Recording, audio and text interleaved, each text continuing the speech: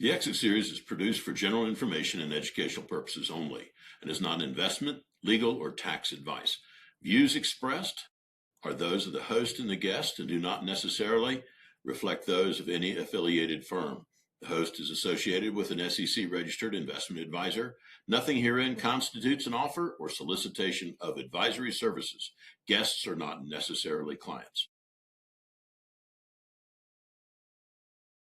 This is the Exit Series. I'm Bob Rourke. This is for founders, brokers, attorneys, and valuation professionals, the people who are in the room when the deal closed or before, talking about what happens next. This is the conversation nobody else is having. On this episode, we have Michael Thomas. He's the founder and CEO of Bright Lane Systems and Bright Lane Voice, based in Salt Lake City. Michael spent over 20 years in telecom and operations leadership. He's built companies, run them, exited them. He's currently building again. Michael, welcome. Tell us a bit about what you're building and who you serve. Thank you, Bob. Appreciate you having me on here today. What I'm building right now is industry-focused or vertical-focused voice platforms for hospitality, for senior living, and for office spaces. My clientele, the people that I'm actually trying to serve right now, are senior living spaces, again, hospitality, and anybody who needs a voice a phone system in their office space. It's really something that I believe greatly in. I've seen a lot of tumultuous integrators try and fit things where they don't particularly fit. So that's our focus right now, is just really trying to build something for those specific industries. So with that being said, so if you were to describe your ideal client, who's your ideal client? My ideal client really is, and that's a great question. My ideal client is hotel operators who look for value in their systems, for understanding that phone systems are phone systems. We understand that. The guest uses the phone, they expect it to work. But our approach is really trying to find efficiencies within the ramp up, the implementation, and the support and an ongoing operation of that system itself. The system is no good if it doesn't work. And if we can save money implementing the system, I really think that is going to be key in driving the value for these operators. Okay. You know, you had an interesting career arc. You've been VP of Operations Director, agency owner, founder, CEO of your own company. Not exactly a straight line. What's the thread that connects all of that behavior or move? The thread that connects all of that, I think, is my desire or my need to find solutions, whether that's out in the field as a field installer, as a field tech. I'm looking to find solutions, whether that be for the company or for the customer or the company. But if you look at the career arc itself, going into different parts of the operational team, you're just changing that focus of finding a solution from down to the customer, to the organization, to the team members, to the employees that work for me, and trying to make their job better, the way they do their job easier. So the focus really is always been the same: finding solutions across different parts of the organization at different levels. And that's really what has been keeping me, I guess, driving towards success for myself, is being able to find that solution, being able to be innovative and think outside the box in those instances. You know, I think about friction, right? What's, the friction, either an inefficiency or a lack of some particular technology or tool. And, when you're talking to your current clientele, they typically have a problem of some description, whatever it is, inefficient system, inefficient communication, tool doesn't work right, costs too much. What's the typical main friction point that Bright Lane solves for your ideal client? For my ideal client, I think that I know that the friction point that we solve really is the flexibility in the system itself. right now you've got so many integrators out there, so many developers out there that are creating solutions based on the larger customer base. It has to be hosted. But there are a lot of hotel operators out there that don't want a hosted system. So our system, again, is very flexible in that regard. It can be on-site, off-site in the cloud, or it can be a hybrid solution thereof. But it really is about providing that flexibility for the customer. We are not the cheapest on the block, but we most definitely provide the value I believe that they are looking for. I think about all the things you worry about as a business owner, you know, whether it's civilian or military. Communication sort of a key component of all of operations. If you can't communicate, then it really doesn't work very well. And segueing a little bit, you owned a farmers insurance agency also. And, you had your name on the business and clients and books. What was it like when you transitioned away from that particular business? That one, I would say, was a little bit harder than others that I've stepped away from, to be honest with you. You create relationships, although you have relationships in other verticals as well. But these are personal relationships. You're speaking with people who are talking about protecting their families, protecting their assets. And you really form that relationship with the customer. And stepping away from that, having your name on it, having those relationships, it's a little bit harder because you've got so many of them. I think for me, it was more on a personal level, really trying to find solutions for these families that fit their budget and their need. So walking away from that, not so much from a financial perspective, but from a personal perspective, it was much more difficult for me to walk away from that. Okay. Yeah, that's for sure. Uh, you know a lot about families you wouldn't know any other way because I they're do. Yeah. trying to risk manage. You started Bright Lane Systems in January of this year. So you're what, 6, almost 7 months in. What made you decide to build something basically from zero again instead of going into another executive role? Now, Bob, as you said, I've got some 25 years experience in the hospitality technology and technology verticals and telecom. And what I've seen over the years really is a lot of ways to do things wrong. I've seen CEOs um, dictate to the customer what their solution should look like, what their needs are. So what I've done is I've taken my experience, and again, I started out as a field tech in the industry, servicing hotels um, and keeping their systems online. But from that, moving in through different levels and layers of management, I've had the opportunity to lead your field technicians, your project management team, your sales engineering team, product itself, implementation, and support. And throughout that time, I have built relationships with people in the industry that we service. And what I've done is I've taken that 25 years of experience, taken those pain points that as I've seen them, and tried to listen to the customer as much as possible. Of course, there are things out there that are simply undoable, but we do our best to make a solution that fits their needs and their desires. Um, so basically, I saw an opportunity to take all of that knowledge that I've accumulated over the years and put that into something I'm very passionate about, which is technology. I've always been around technology throughout my entire career. I will not step back into the time of my Commodore 64 days, but that's where it started. I found interest in computers and technology at a very young age, and I've taken that throughout my career. But I really am very passionate about the solution that we provide. Being able to take that knowledge that I have and developing something that I really feel like um, delivers something that most other companies don't deliver. And that is a solution that the property, the ownership group, the operator, that they need, that they want. You And know, that's what I I've done. excuse me. I think about what you describe as from field tech on up through there. So you have a sequence of skill sets that you built from basically ground level. You've seen what doesn't work in the field all the way up Yes. to running teams that fix it in the field. And How do you frame that yourself on the value from the intellectual property that you've gained through the years of doing that kind of work? How do you frame that when you're talking to a potential client? I've seen that before. I've done that before. How do you do that?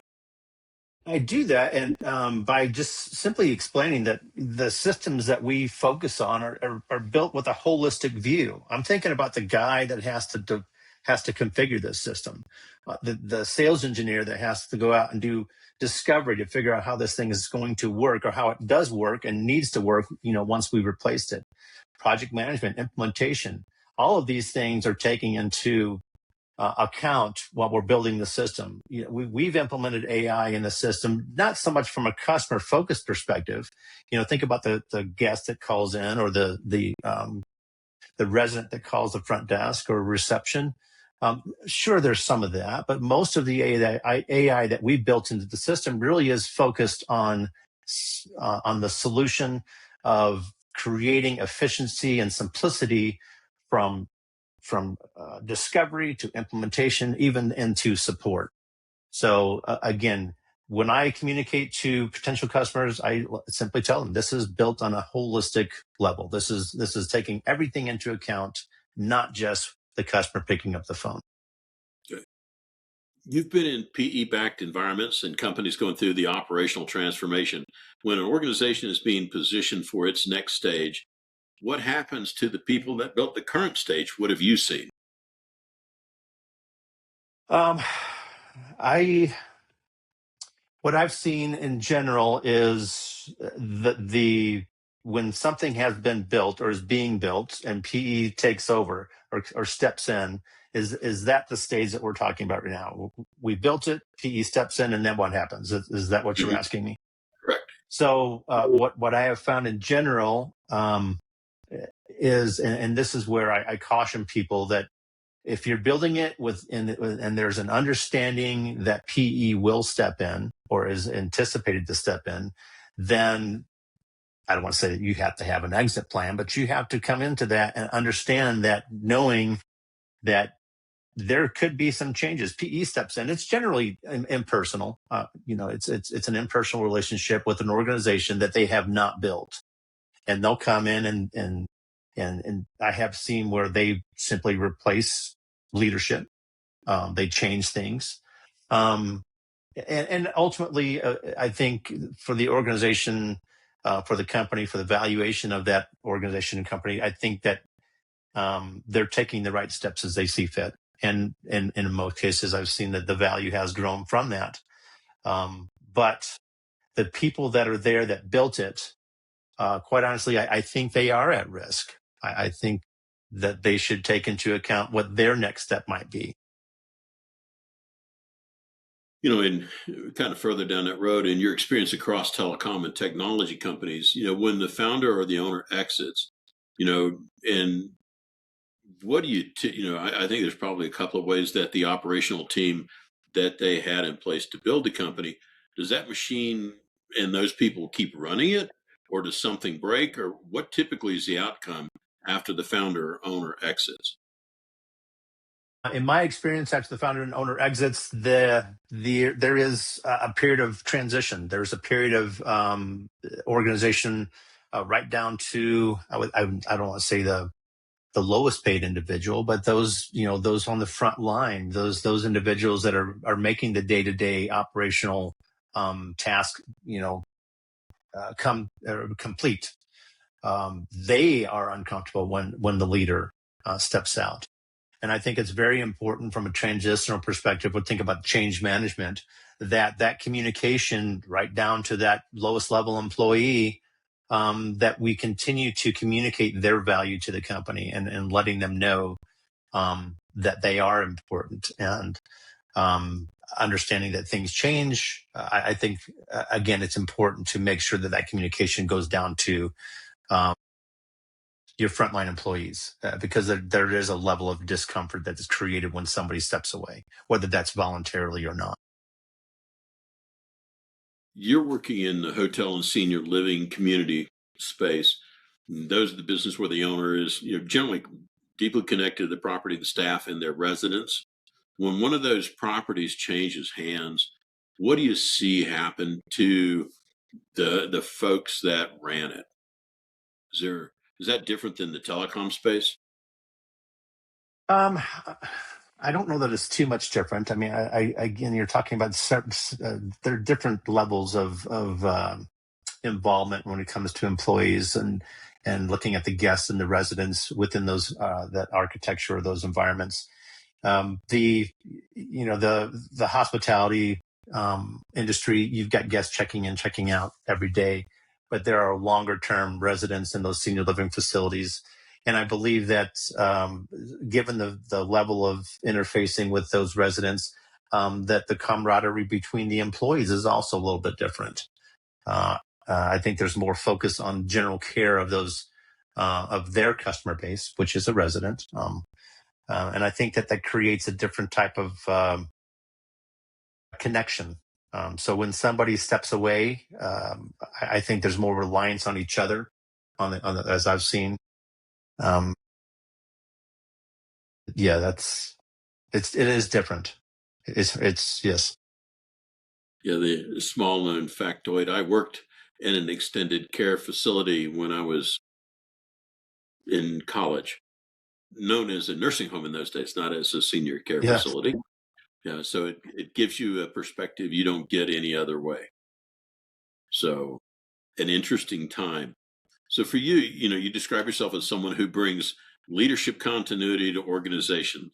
So, that phrase implies you walked into a situation where continuity was missing. What does a company look like when you walk in the door and the person who held it together is gone, or there's continuity missing or leadership missing? What did that look like to you? What did you do and how did you turn it around?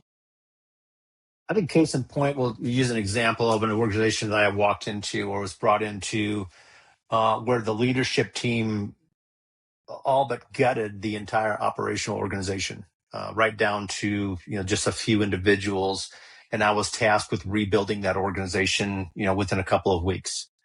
It was, I would say that from a continuity perspective, it's really again about change management. It's about talking to all of the employees that are still there and letting them know what the plans are, what the trajectory looks like. As far as continuity, I think that again, it's about making sure that you're completely open with that employee base, to help them understand, what the next steps are.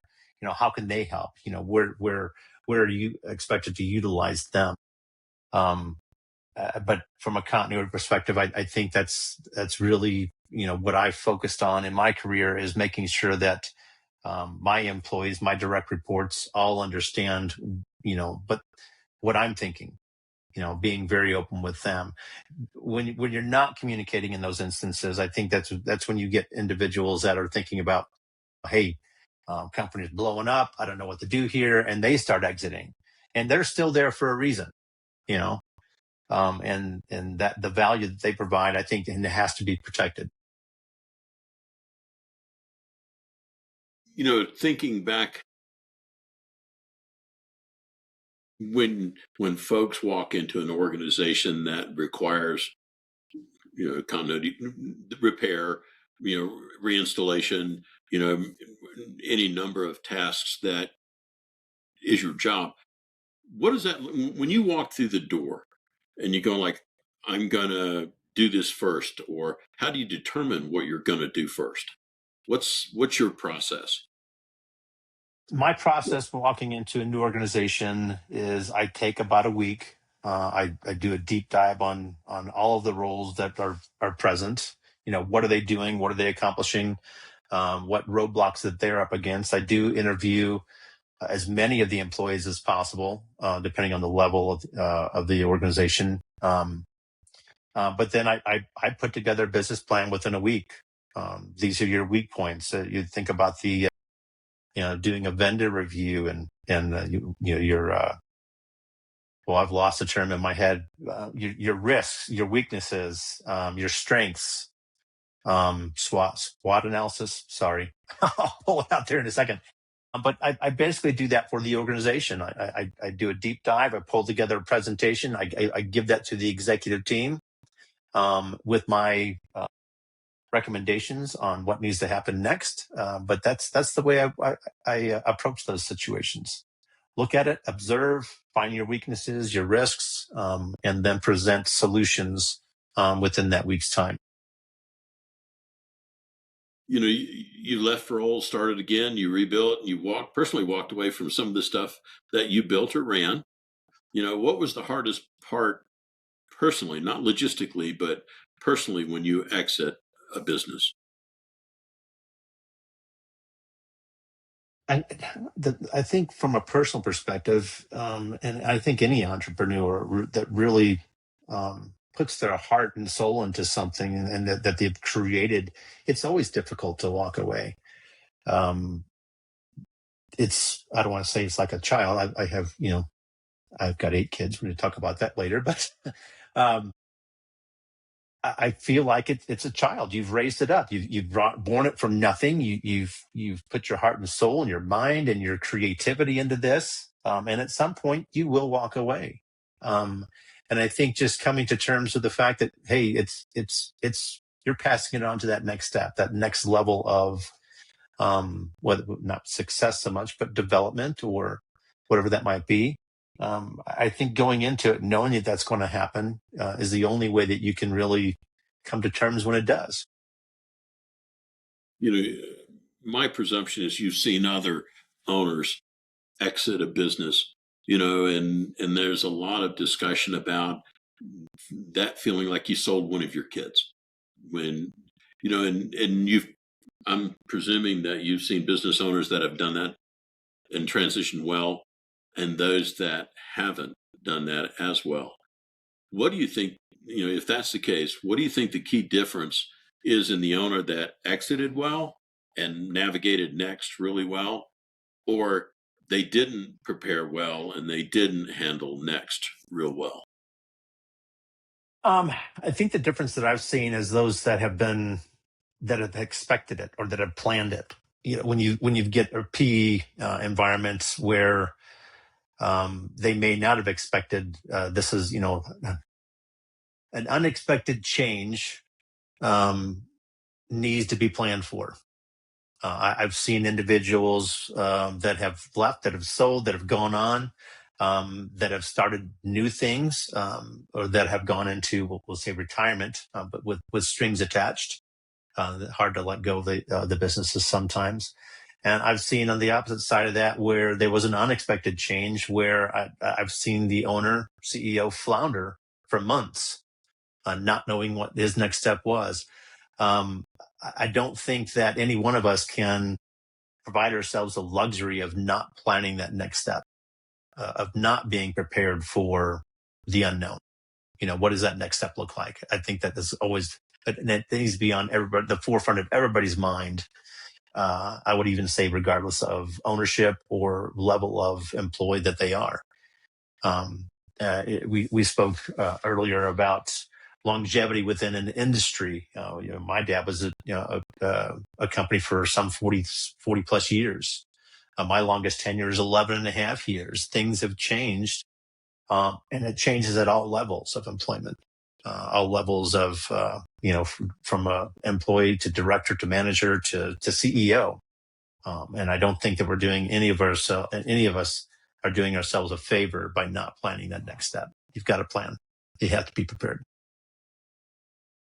Yeah, I think there's a whole field of study that's either, it's either early or it's coming, that's working in that arena. You know, Shifting gears a bit, Bright Lane is 6 months old. You're building something new now. Are you building this one differently based on what you've done in the past, what you've been through? Or is, for you, if you're operating that company, we all exit one way or another, either feet first or walking out the door. Is there some portion of the company that you're putting in place that would make it exit ready or an enduring if something happened to you, while you're running the company? Um, so yeah, there's a lot to unpack there. From what I'm doing with Bright Lane is a little bit different than what I've done in the past. In the past, it's always been service based. or a product that I personally didn't own, but we are developing a product. We have developed a product. So we put a lot of ourselves into this. So from that perspective, I think that prepares or positions the company better going down and going, through the evolution of it, is having something that exists, having a product that is owned and built from a personal level, a personal experience level again, that will carry through. Whether that be, and my hope and plan is, I've mentioned I've got 8 kids that there are some that are interested in it and that I intend on bringing through. And if I step away, then my hope is that one of them will carry it on. That's an interesting thing to consider. There's many founders would like to have their kids come into the business, and I think that's variable on the ones that do, the ones that don't, the ones that are successful at it. For you, if it was ideal, what types of things day to day would you share with your kids that you do to see, one, if they have an interest, and two, maybe develop some expertise for them to be able to come in with the business with you? What would you do, or what do you do? I'm fairly transparent with my kids. I let them in on most of my day to day, and a lot of it is challenging. And one of the things that I do share with them is, sometimes 4 o'clock in the morning hits, and you've got an idea, or 2 or 3 o'clock in the morning. And as a owner, operator, founder, and I would say I own I guess the product development roadmap. Um, I get up and I do it. So it takes a lot of commitment. It takes a lot of, um, I guess, flexibility in your own schedule and your own life to be able to continue to drive a solution forward. So I share that with them. I let them know this is not an easy task. Building a business is not easy. There's a lot that goes into it, a lot that comes out of you, and you've got to be committed to that solution and to the end result, which is success. Everybody wants to be successful. So I share with them, my daily workload. How many hours a day or a week that I might commit towards making this successful. There's also a lot of technology involved with what we're doing right now. A lot of coding, developing the platforms themselves. And I expect that I have several kids that are very technically minded, that are interested, some that are interested in sales. But I'm hoping that through all of this, that they find within themselves to see something that's been built by me that they want to carry on. Mm-hmm. The legacy, the family The legacy. legacy, absolutely. Let's see. You've scaled operations, you've improved margins, you've built teams. That's the work that, builds value, or value driver in a company. And for in your past experience, you'll see the various people that drive value in the companies they work for. When that owner of the company exits that company, how do you see that person that was maybe not the owner, but was driving value in the company? How are they rewarded at exit, or do they just get replaced? What do you typically see for some of the key personnel that drive value in those companies?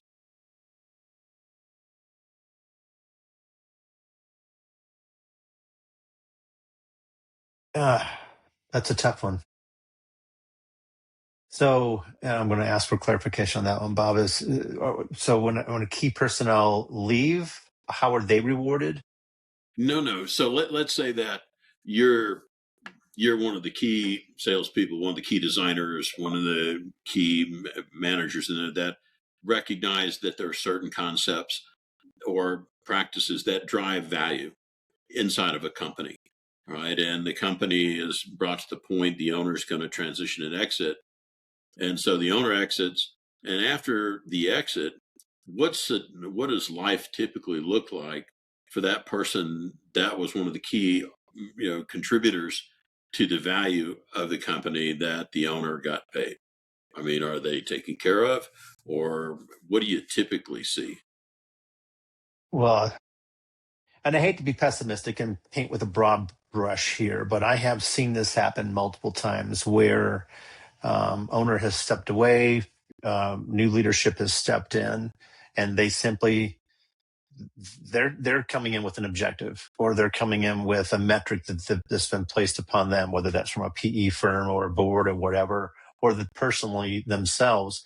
Um, I don't see a lot of time invested in understanding the individuals that did create that value, that understand how to create value within the company. And they're often overlooked and sometimes, unfortunately, replaced. Um, so my recommendation, and again, the way that I've come into organizations is to talk to the people that work there, talk to other people that understand what others are doing in the company. I recently spoke with a friend um, briefly, and he says, nobody knows what I'm doing until I stop doing it. And I think that's something that we have to keep in mind when coming into new organizations is understanding what those employees are doing and understanding that the value that they are adding. In most cases, I will say when I hire individuals, I hire them with a full understanding and knowledge and trust that they know what they are doing. So I try and use that philosophy when I'm interviewing new employees in an existing organization, so that we don't figure out, hey, well, what happened here? This broke. Well, you let them go. So you've really got to take into account why they're there. You know. Yeah, and in for me in my past world, you had some key leaders, and certainly in the military background, you know who those folks are, and you really try to take and train, reward, promote, and of course, the military is really good at that particular channel and doing that. Um, so thinking about what you're doing with Bright Lane Voice for hospitality and senior living. If a hotel owner or senior living operator came to you and said they're a couple of years away from selling, what would you tell them about technology infrastructure that they need to have in place to protect the value of that property and continue to drive value? What do they need to be keeping in mind? Um, i- Advising somebody in that particular situation, I would, assuming that they are selling it, I would make sure that they understand that you don't want your technology to be a negotiating point. You want to Hmm. make sure that the technology that you're handing off or that you've implemented, one, meets the industry standards, depending on what environment that you're in. That's forward looking, which Bright Lane Voice is. We're looking at um, legislation or industry requirements that are not yet in place, yet we're planning for them. So it really is about, and I'll repeat it, your technology cannot be a negotiating. Yeah, I've done a few of these podcasts, and I've not heard that articulated that way, right? And I think about it, it's once you say it, you kind of go, you can't quite unhear it, right? Have you been in an instance where the technology ended up being a key driver or a negotiating point because it was either inappropriate or inoperable? Well, I'll step back to a personal experience, and it has nothing to do with the business that I've built, and it has nothing to do with the industry or the clients that I service. But I've built my own homes. I've sold homes that I've built, and in one particular case, and this is where the philosophy came in, was there was um, a negotiating point for a system that wasn't built into the home.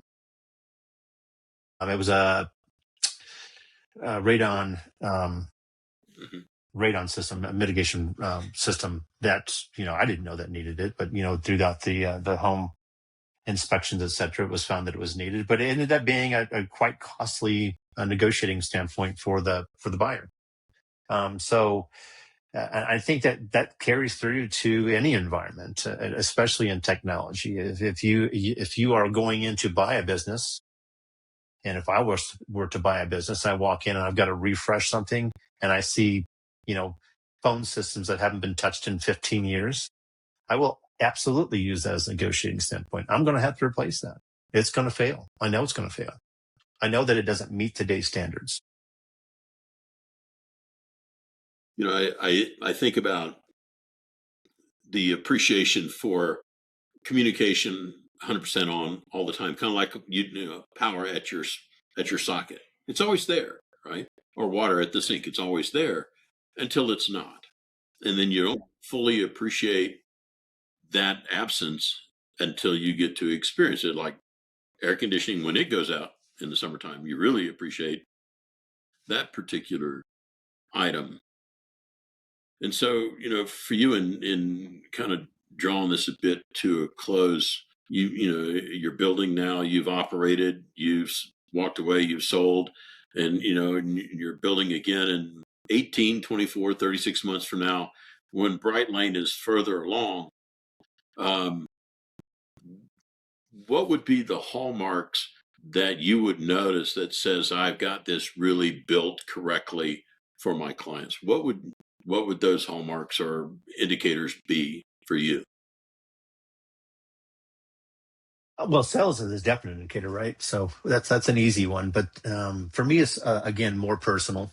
I'm looking for feedback from the integrator, from the hospitality or senior living center or the office manager, that has positive feedback about the product itself. Um, I'll throw this in. One of the things that I've told all of the teams that I've worked for, and is that what you do in your professional career, and most people have felt this, whether it's a new car, a new motorcycle, a new home, whatever it is. I use the car analogy. When you park your car, your new car that you've just bought, and you walk away from that, you're going into the office building, the store, whatever that might be. How many times do you look back at that? How many times you look back and, man, that is a nice car? And that's what I want Bright Lane to be. You know, as I'm walking away in 3 or 4 years and I'm turning, how many times can I not turn around? Man, you know what? That's awesome. I think we've really built something here, and I think it's really great. And that's the analogy, and that's how I personally will feel, that we've met that layer of success. Is how many times can I not look back as I'm walking away? It's something I hope to be very proud of. I had a car like that once, and I hadn't thought of that in a long time. Was there do you remember a car or a boat or something like that you had at one point where it was like the first time you ever looked back and looked at it and said, man, that's something. What was that Yeah, car? it was a 1979 Mustang Fox body. I bought it when I was 15. I wasn't even 16 yet. And I tell you what, I don't know how many times my parents laughed at me, but I would spend hours cleaning this thing before I even ever drove it. And it wasn't dirty. I would take seats out and vacuum underneath the seats. I would literally unbolt them, take them out of the car. I've nearly waxed the paint right off of that thing, but I couldn't not look back at that. That was my first car. Very proud of it. But I've had many since, but that's the one that stands out in my mind. Yeah, it's 1979. I call it a powder puff blue, but it was Ford blue, whatever that was in 1979. But yeah, I'd still look back at that car and think about that car on occasion. Mine was a 16-foot Sidewinder, blue metal flake with a 150 Merc on the back. There you go. And I grew up in the deep South, and I would wax it every time before I put it in the lake. Never stayed Nice. in, and it drive around the town square in the middle of Tennessee, pulling that thing around was way proud of that thing for sure. But I hadn't thought about that. That's a great memory, and I think that's, to kind of wrap this up, that's an awesome benchmark for a business owner. If you step back from your business and you're walking away from it and go, look back and go, that reminds me of my car. I think that's a good metric. Well, Michael, I can't tell you how much I appreciate you carving out time from your day, and sharing your wisdom and intellectual property, valuable and useful, and for the owners that are out there, whether, you're pre or post exit, and professionals that are serving that marketplace, I would urge them to listen closely. So thank you for your time. This is the Exit Series. If you know of a founder who's sold or is about to, or a broker who's seen it, or attorney's been across the table, send them this episode and subscribe wherever you listen, and we'll see you next time. Thank you, Bob.